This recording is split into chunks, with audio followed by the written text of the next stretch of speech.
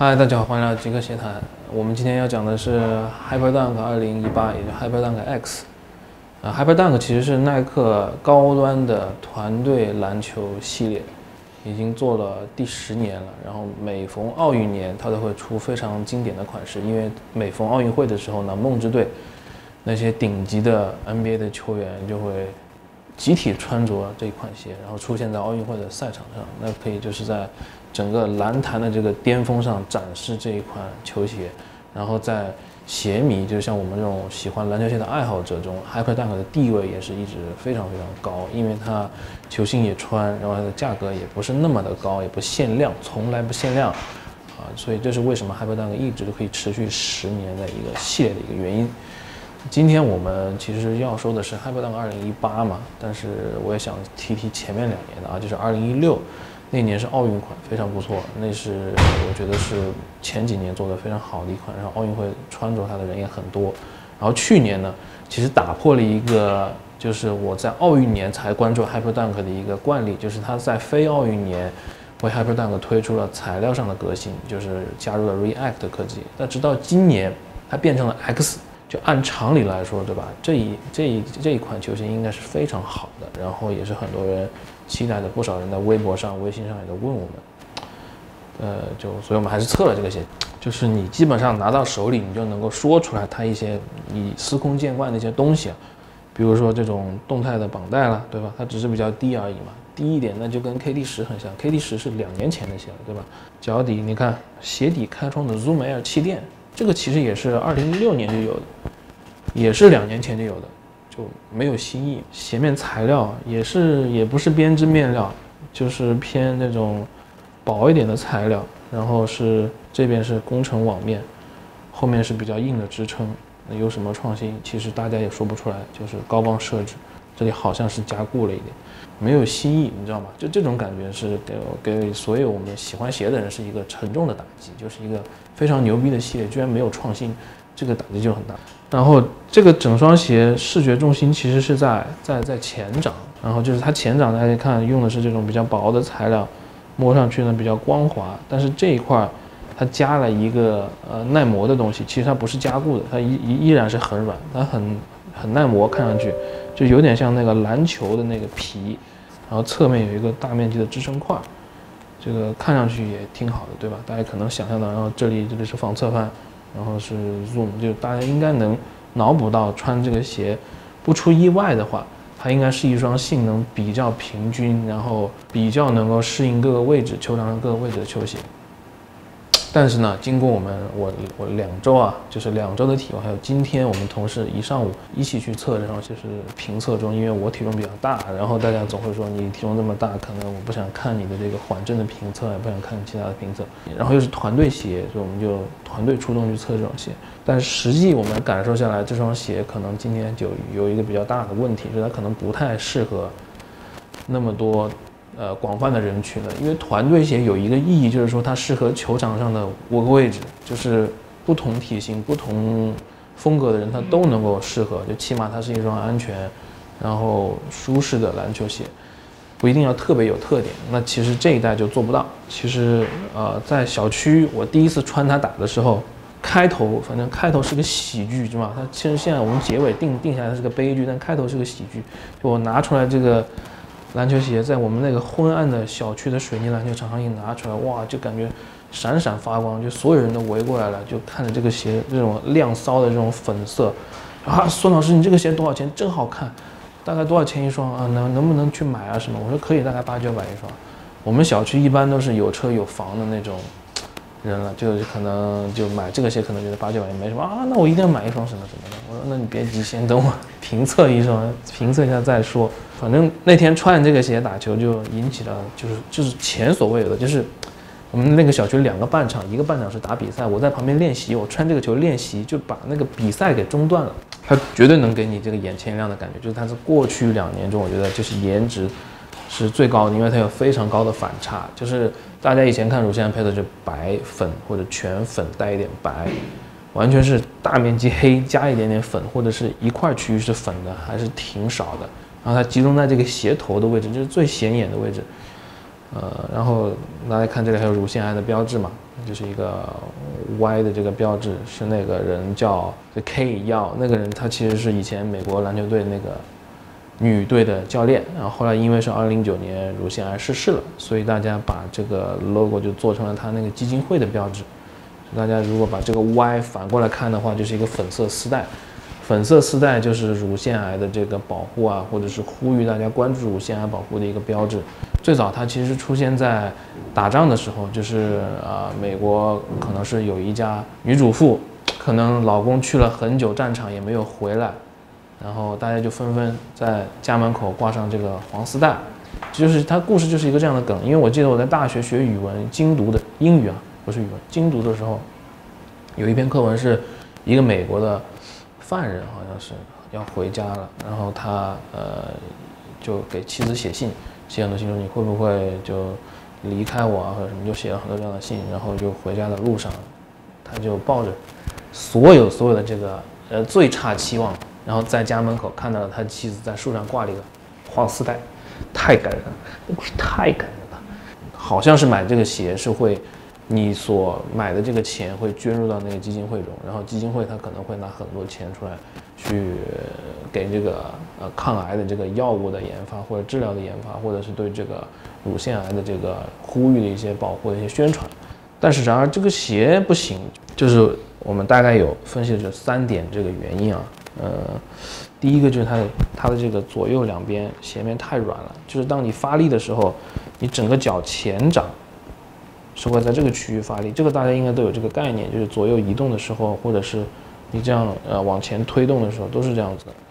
所以我自己做动作的时候，我觉得它是两边比较软的，就是完全没有任何支撑的，所以我感觉脚在里面打滑，就很严重。就是我今天拍了一组镜头，我左脚转身，右脚转身，这个球鞋都会在离轴心脚最远那个脚，它蹬地或者是启动的时候都会发生。就是那个脚在里面打滑的现象，就整个这个脚就偏出去了。那肯定很多人就会说啊，你这个体重这么大，对吧？你不能够这样说。那我就觉得确实我还是要客观一点。那而且我发现这个鞋的低帮版本，大家看一看，是工程网面的，就是会比这个一般的这个乳腺癌这个版本要硬一点。那我就特地又买了一双低帮版的这个，然后我让我们小区的马努吉诺比利。让他来试一下这个鞋到底好不好。他体重是150斤左右，然后身高是1.76米。我就想打消这个体重对这个球鞋的一个保护的一个偏见嘛。然后他一上脚感觉就是前后缓震还是不错的，然后他就打球，但打着就打了一下午啊。他最后给我的结论就是2个字：别买。他说其实就是左右两边的这个晃动太大了，让他在就是做变向啊过人的时候感觉不稳定。他虽然你别看他是左撇子，但是通过那些视频你可以看到他打球的变向很多，无论是无球跑动还是有球跑动，他都会非常剧烈的变向。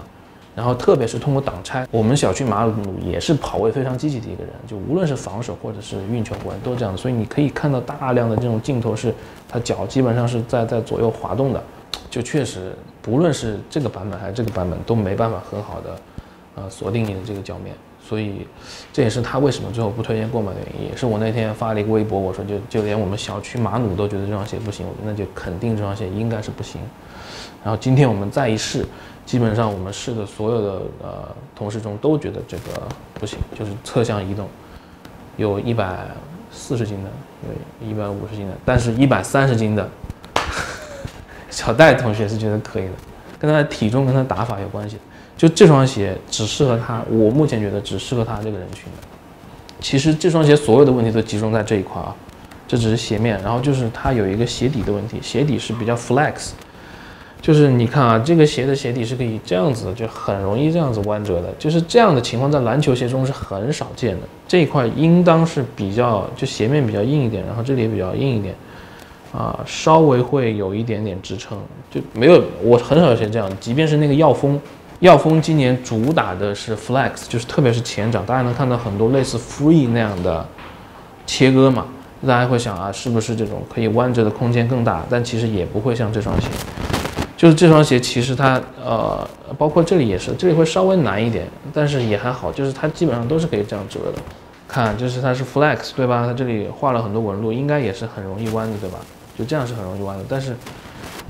前面这一块这个区域是很难的，就是这个区域是卷不上去的，看到吗？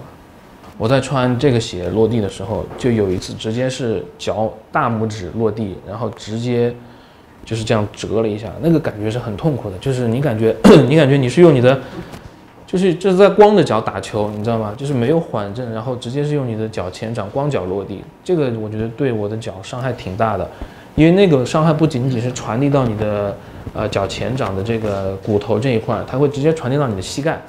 所以我这双鞋穿了大概打了2轮，我就不穿了，就是因为我打着打膝盖就痛了。它仅仅只是这个灵活能够提供你一些就是前掌的启动的速度，还有一些你怎么说呢？抓地的时候你会感觉前掌非常贴地，因为你前掌可以完全这样贴在地面上，前掌贴地会非常好，抓地会非常好。但是其实你的脚就会负责吸收伤害的那个作用，就起这个作用。所以它前端这里是完全保护不到的，这个现在是只有我体会到，其他人还没有体会到。我觉得因为确实我体重的问题，它的气垫其实是这样子的嘛，就是这种，就是保罗乔治还有一般的耐克的前后分离式气垫大概就这个面积，它所以这里是没东西的，知道吗？所以当你这里落地的时候，你就是直接感觉就是很硬，然后它这里的材料其实并不是特别厚。就大家可能以为它的这个中底材料有这么厚，可能都是 Phylon EVA 这些，但其实没有，就是它，大家看这里面，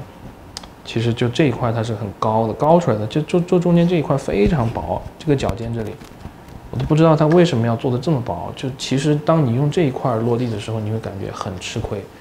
就是特别是我这种大体重的人用这里落地的时候，你这个气垫没什么用，就你不用气垫这一块落地，你知道吗？而这个气垫会引导，因为气垫比较高嘛，它就会引导你用这一块去落地，就会导致你这一块受的力特别强，然后这里又没有保护，所以就是大家不要被这个外观骗了，以为它前掌气垫之外还有 Phylon EVA 的缓震，没有，它就是覆盖面积太小了，然后这叫什么？吃水吃的特别浅，就是感觉整个这个脚得不到保护。那这个其实都还好，只是不适合我这种大体重人，但是它前面外侧，大家看这个侧墙，再看看以前的视频，我去年切的那个Hyperlink 2017我还觉得这双鞋有一个好的地方，就是它的防侧翻。大家可能觉得这几个鸡蛋仔就是一个外观的作用，但其实不是的。它这里凸出来的这2个鸡蛋仔能够帮助你防侧翻，因为你的脚其实是会在鞋底很里面的位置，那不是说你的脚就直接踩在这个鸡蛋仔上，所以它上面大概我估计有个3-4厘米的突出。这个凸起是能够很好的防止你的脚前掌外侧的侧翻的。这里高出来了很多，就是你的脚基本上是可以陷在里面的，有那种感觉。然后这里也还有一块，就是那个鸡蛋仔有很多嘛，大家还记得的话，今年没有鸡蛋仔了，今年只有一块狗皮膏要贴在这里。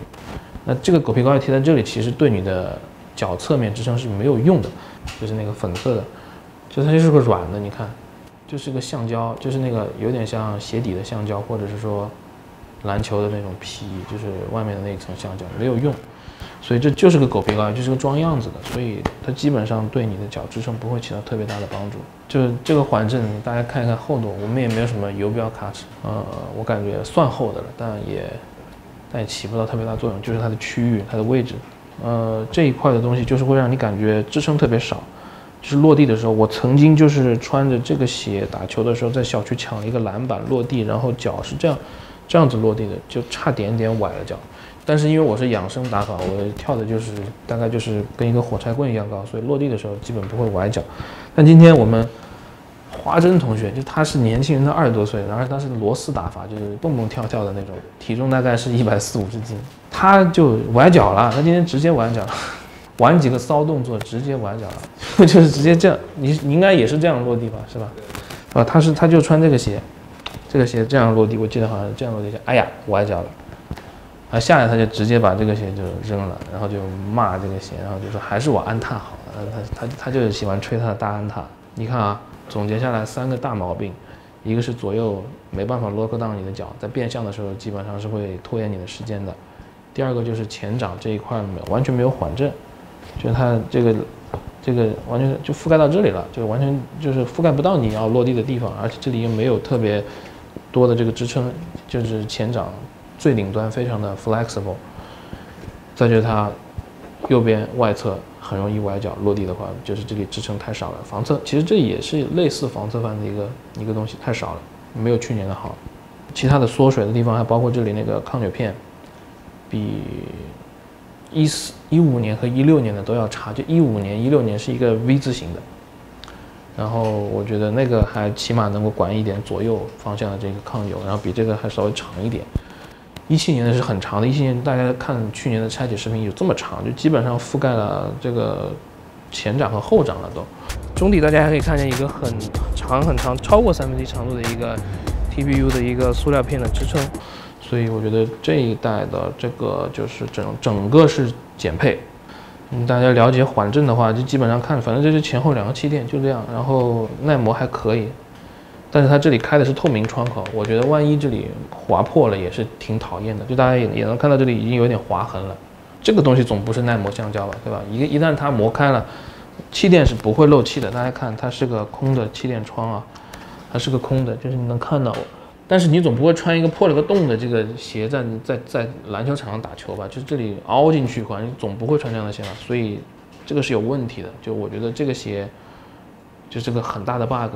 来了一个粉丝来面基的，他都说这2双鞋感觉不一样，就这双鞋感觉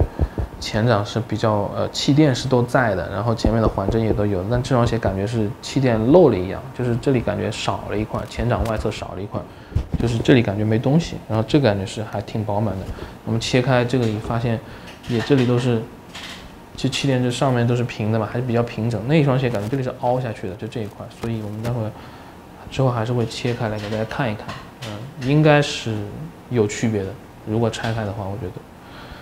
但那个就会很影响什么呢？很影响这个脚天然在这个鞋里面那个一个平衡感。就是都穿右脚，就能看到这个鞋穿低帮版的，我的脚是很正常的平的躺在那里的。然后如果穿这个乳腺癌版本的，它这个脚就自然已经往外斜了，就是已经都斜出去了。上海话是叫花特了，就是歪掉了，你知道吗？就那个你都还没动，你就歪掉了。你打球的时候更容易歪脚。就最后不推荐大家购买了，因为它的性价比不高。这个鞋600多，那以后打折可能500多就便宜一点。这个鞋我买的时候800、900，最后可能也就600、700。这600、700你买这种鞋，就是还不如200块的国产，你知道吗？你如果硬要买，你就挑一挑，看一看你自己大概的样子什么样子。就是我们的小戴同学，大家可以看他打球的视频，你们参考一下。他的体重是130，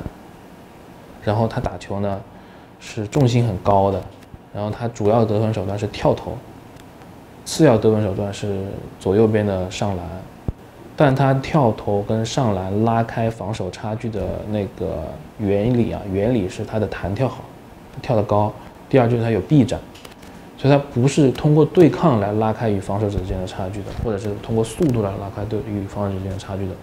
这种类型的球风，这个体重，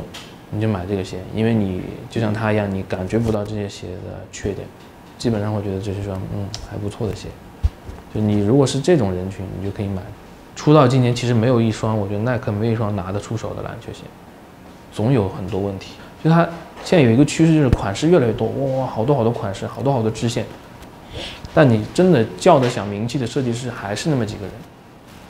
人，所以我觉得就是有点超负荷了。就像我们要出片子，我们要做片子，本来我们这个节目组1个星期也就能出2、3期节目，你们非要我日更或者1天2更，我们出的那是什么？那就是渣，我就不想做那样的东西，所以我就想提高质量。那其实对于做球鞋、出品球鞋也是一样的，就是没必要做这么多款式。你的设计师有些你就少做一点，你把品类做那么多，买又买不到特别好的。现在真的是一双好的没有，就耐克，我觉得就没办法。就今年我们可能只能期待谁呢？期待像字母哥。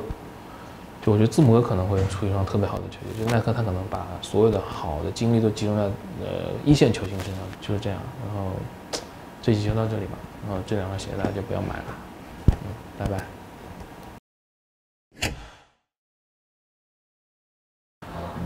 最后补刀一下，因为我觉得这双鞋既然不推荐大家买，但是如果大家还是想买 Hyperdunk 的话，还是可以买2016和2017。像那个蓝坛王祖贤、王祖蓝、王祖贤、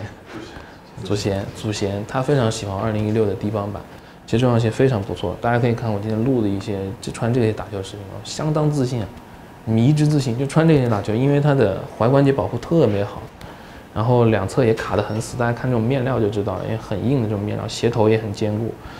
然后全掌 zoom 就比较自信，它唯一的就是它可能足弓这里比较软，会让你觉得足弓有点酸，但其他都很好。所以我觉得这双鞋很棒，大家可以买，而且现在好像2016的 Low 低帮版还挺便宜的。然后2017很贵，2017是跟其他这两双都不一样，就2017是我觉得最近几年来 Hyperdunk 过了2年。过了1年还没有打到6折5折的这个鞋，就 Hyperdunk 2017现在好像还要8、900才买得到，甚至很多配色都断货了，所以我觉得这能证明 Hyperdunk 2017，特别是飞线版本是非常成功的一双鞋，不论是从 NBA 赛场的出镜率还好，还是说它的价格来好，都能看到这双鞋很值得购买。所以在录节目就今天结束，我就立马再买一双 Hyperdunk 2017，我一定会再买，这是我第3双这个鞋了，肯定会买。比这个都好的不知道哪里去了，所以有的时候买鞋不一定要买最新的，买以前的也挺好的。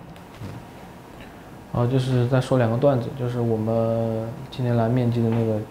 粉丝说这双鞋的这个支撑，他形容这个鞋支撑不好的时候，就是说